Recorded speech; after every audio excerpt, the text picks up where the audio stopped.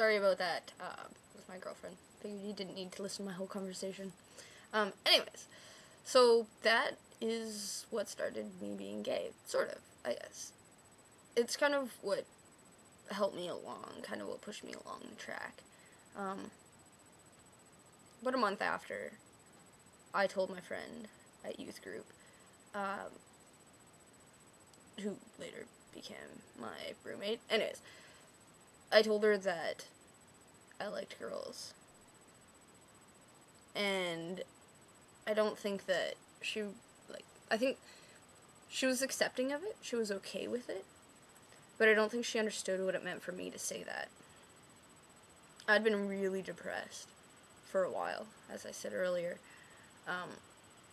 contemplating suicide a lot. Anyways, after youth group that night, I went home, and I swallowed 300 pills. The next day, my dad found me, lying on the ground, vomit everywhere. I was unconscious, barely breathing or something. He called an ambulance.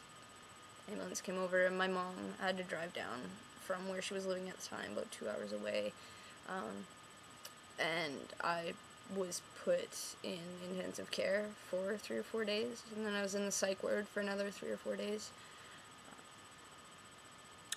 And the reason why I went home and swallowed all those pills was because I didn't want people to know that I was gay. I thought that I would lose all of my status in the church, all of my status at school. Nobody would consider me as real, that I was a fake, and that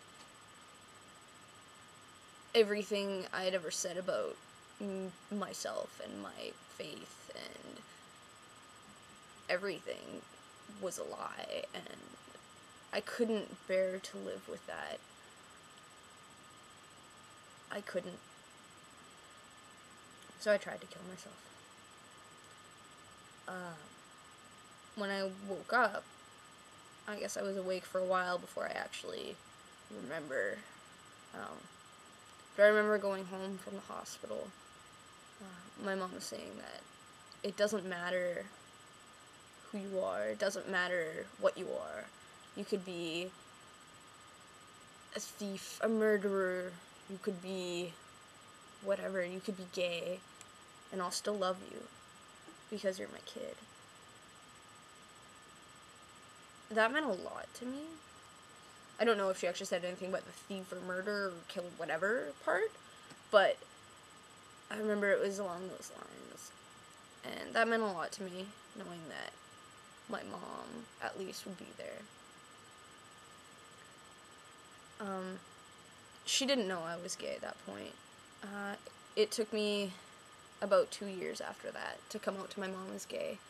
It was over the phone, actually. I was talking to her about my best friend, or one of my best friends at the time, and how she was a lesbian, and she had a crush on me. Well, my mom told me just to tell her, just tell her you're not gay. Problem solved. And I was like, well, you see, Mom, that's the problem. I am gay. And she was like, well, then why don't you like her? And I told her, well, see, it's like me saying that because you're straight, you should like every guy. So you saying that I'm gay, I should like every girl, including her, and it doesn't really work like that. She was like, oh, okay, I get it.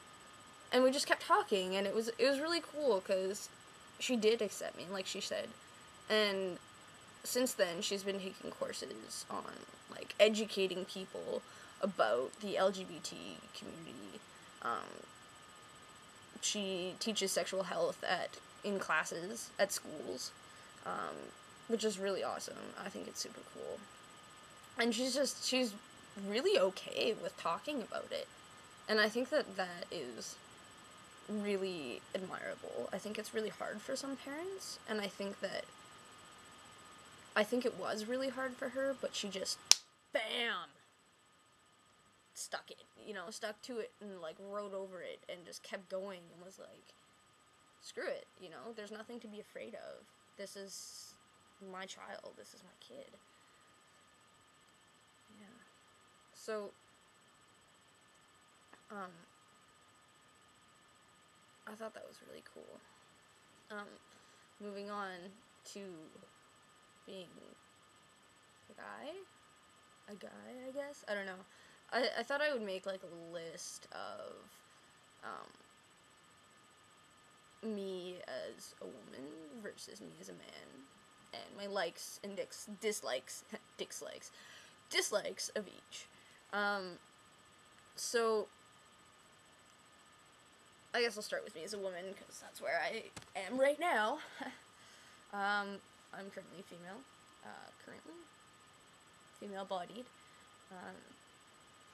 What I like about it is, I like that I can have empathy for others. And I know I could as a man, but I like that I can relate to others and that others can come to me and talk to me about things. I like that being a woman, being female, people, for some reason, feel like they can come to me and talk to me.